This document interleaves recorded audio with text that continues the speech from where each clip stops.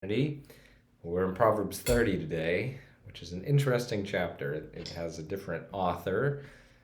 It starts out saying that these are the words of Agur, son of Jakeh, the oracle. And if you read it, it doesn't sound like any other chapter I can think of in the Bible. I mean, Amos uses some of these same turns of phrase, but it's an interesting set of proverbs. They're almost like riddles. And you have to think about them for a minute and say, what is this saying?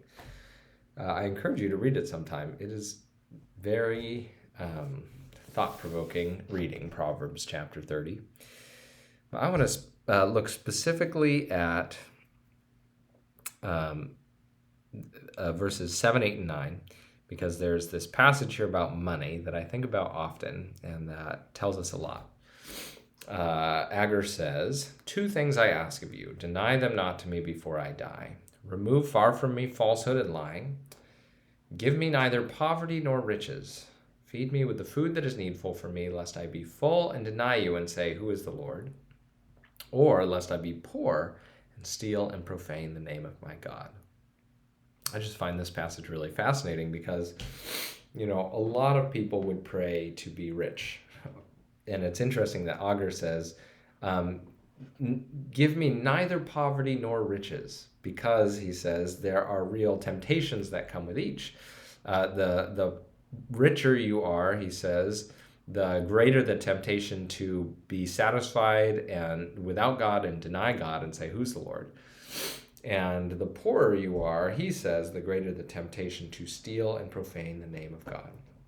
Now, he doesn't say that poverty or wealth are inherently unrighteous, or that we can look at somebody and say, well, because they are rich or poor, they must commit this sin.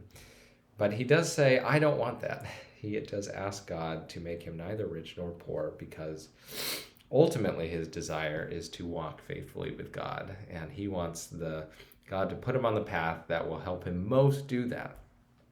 And I think that what this teaches us is not that we're in the wrong circumstances to follow God, that we say, oh no, I'm poor or I'm rich, so I guess there's nothing I can do. I think it's actually the opposite, to say that we are in the right circumstances to be faithful to God, and we don't need to be richer or poorer in order to follow him. We need to simply do what is hard for anybody, to follow him. And the good news is, he helps us.